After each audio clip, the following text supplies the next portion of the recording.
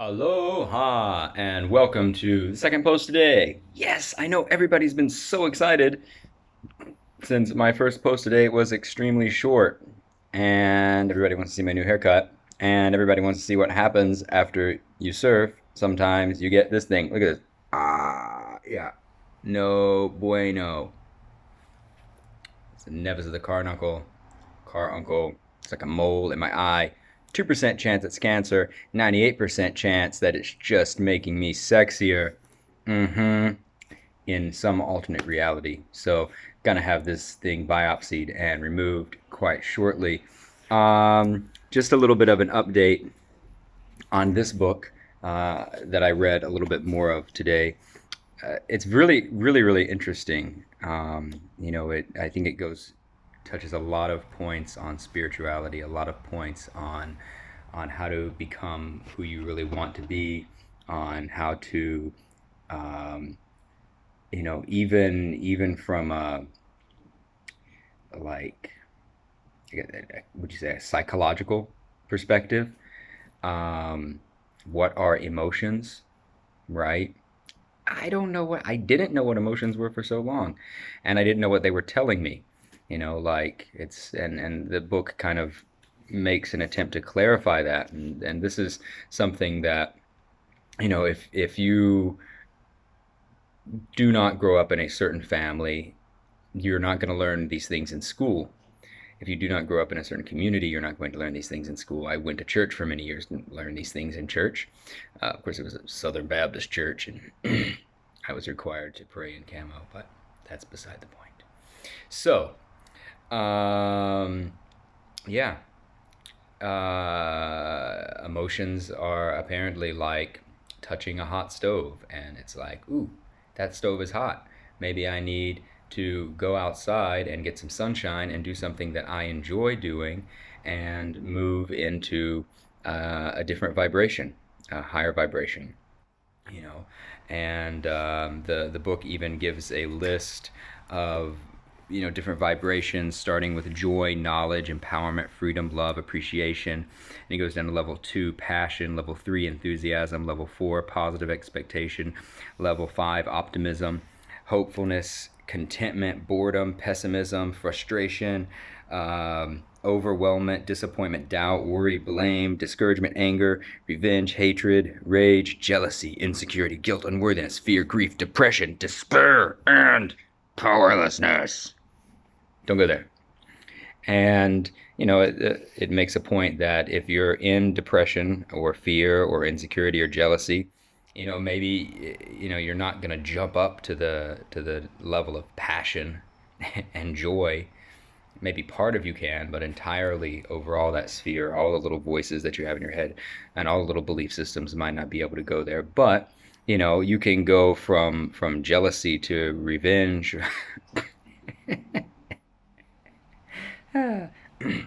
or anger or jealousy to blame or jealousy to worry or doubt, right? That's still moving up a little bit. And when you're doing this, it might seem like counterintuitive, and the book points this out as well. Like, well, okay, if I am in the if I am depressed, why would I want to inhabit the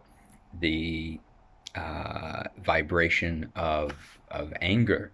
And maybe you're depressed because you haven't dealt with issues of anger inside of you, you know, and maybe not speaking to those emotions and burying them and ignoring them, leaving your hand on that fucking hot ass stove burns it more, ignoring yourself, because yourself, who you think that you are, is actually made up of lots of little yous, and lots of those little yous are actually mirror neurons of other people. Look it up. It's in a internet book, and that's how you get your identity. And if, that's how you get these surface identities. It's not like you're true who you really are. But the point is, you know, figure out what's causing your depression, move up a little bit, deal with it. And then now that you're angry, it's okay. It's like, okay, why am I, now that I've dealt with my anger, maybe move up to worry. okay, I have things that I'm worrying about, and some fear and some agitation, and I feel like I have a loss of control in my life. Tony Robbins speaks to this. You can tell what a person needs by their actions. Somebody is yelling and screaming and throwing shit around, they need a sense of control. And somebody who maybe you're angry because you're really deeply worried about something. So, clear up the worry, sage yourself, smudge yourself, write it down, write down, what vibration you want to be in, and then move up that level, and then eventually, boom, joy, knowledge, empowerment, freedom, love, and appreciation. And the book kind of lumps appreciation a little bit with gratitude. And the part that I'm reading right now gives different exercises. And the first one is super cool. If you haven't done something, many of you haven't, but it's something called authentic relating games. And there are a series of games. There's probably well over 100 different games. You can purchase a book and download it for your e-reader. There may be a hard copy of it. And it's kind of like team or skill building HR games, but they're more in the realm of how to help you connect better with yourself, and then how to help you connect better with your people. There's groups all over the country that do authentic relating games. It's really popular in Austin, Texas. So you get together with a group of people, maybe like 20 people, and then break down into smaller Corona safe groups, 3, 4, 5, 6, and you play a game that lasts anywhere from 3 to 5 minutes usually.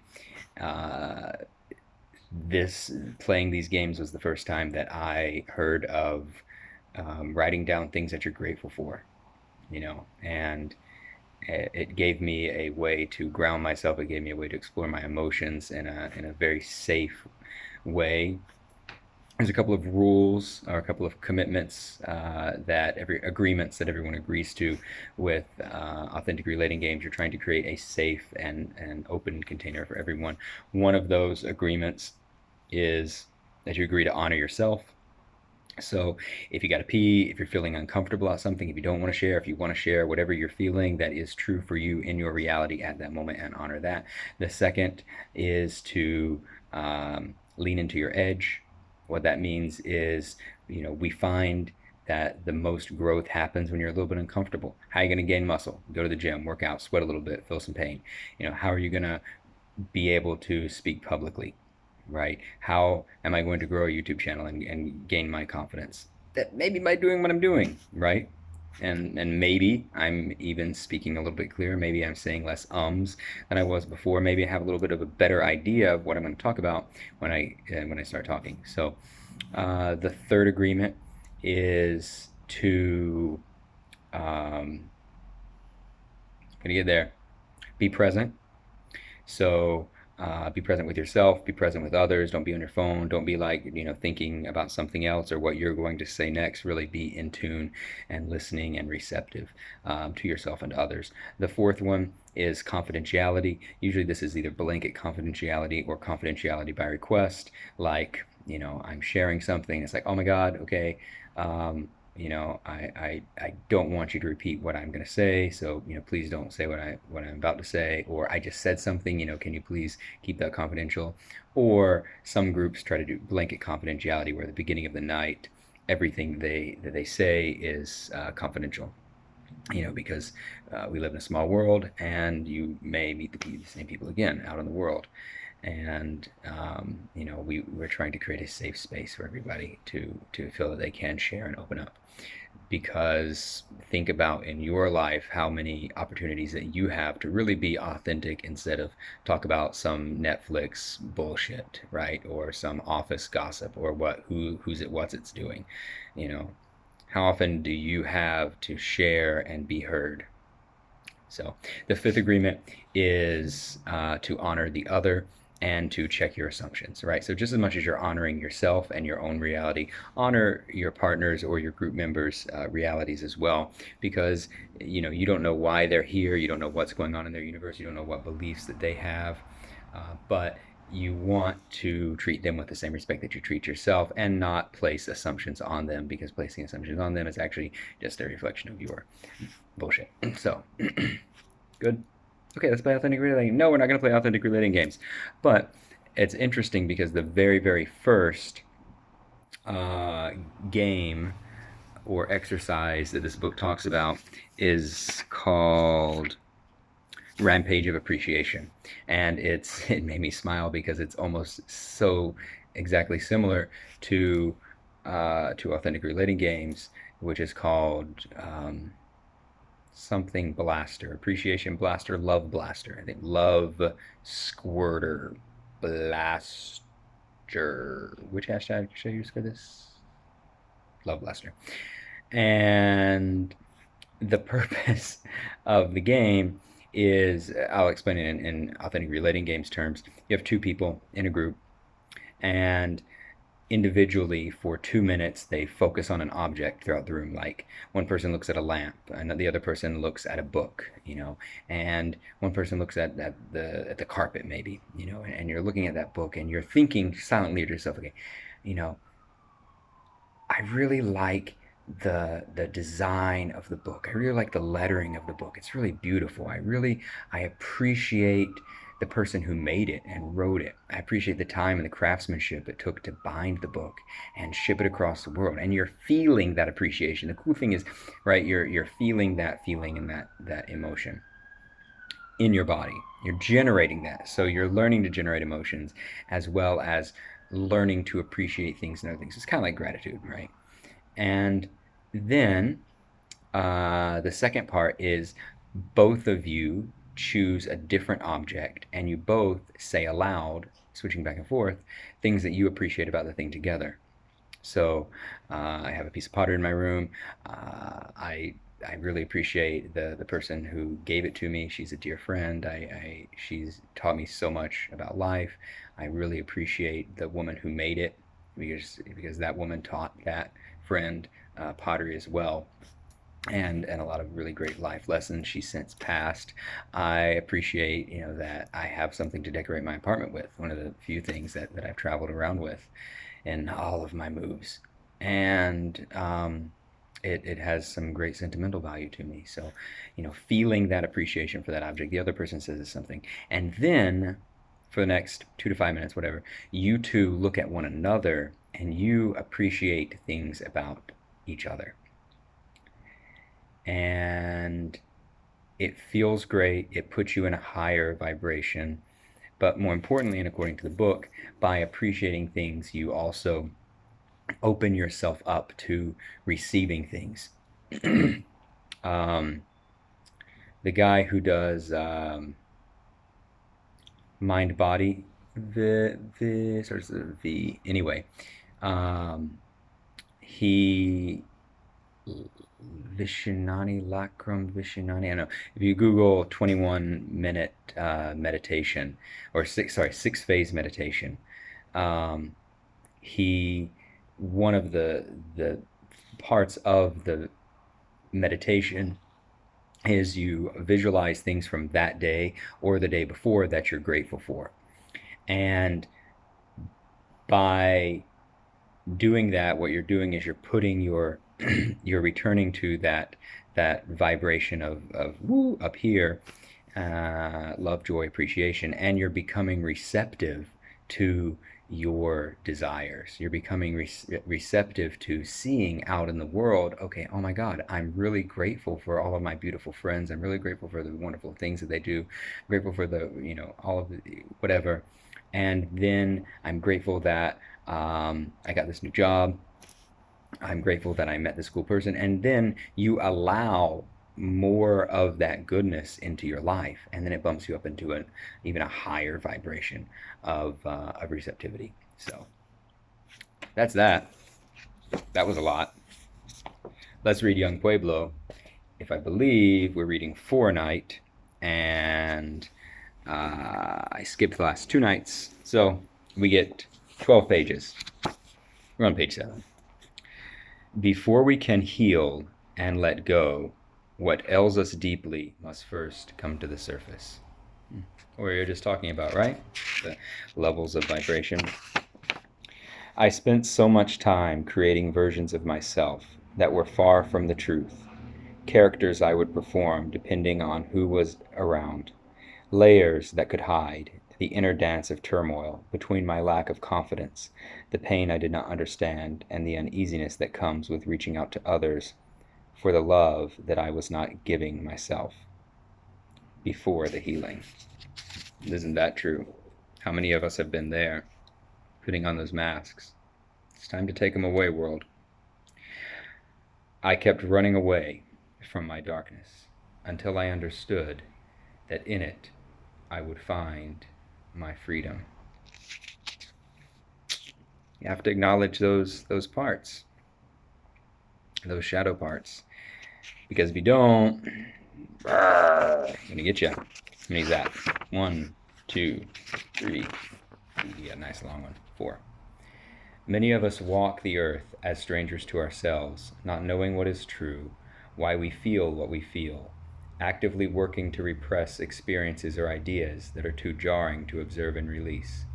It is a paradox occurring in the human mind. We run away from what we do not want to face, and what brings feelings of pain, and from problems we don't have answers to. But in our running away from ourselves, we are also running away from our freedom. It is through the observation of all that we are and accepting that we observe with honesty and without judgment that we can release the tension that creates delusions in the mind and walls around the heart.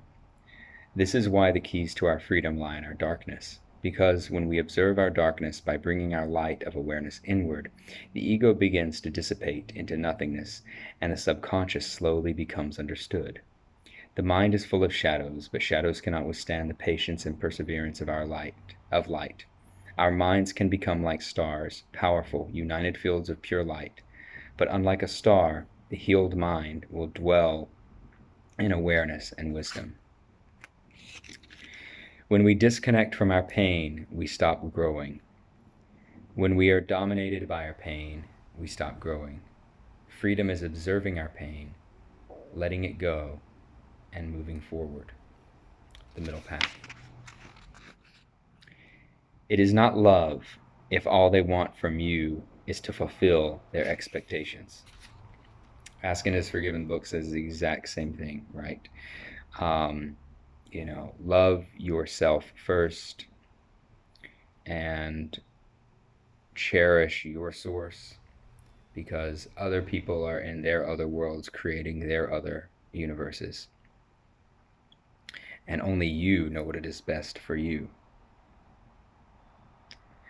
One of my greatest mistakes was believing that another person could hold together all the pieces of me.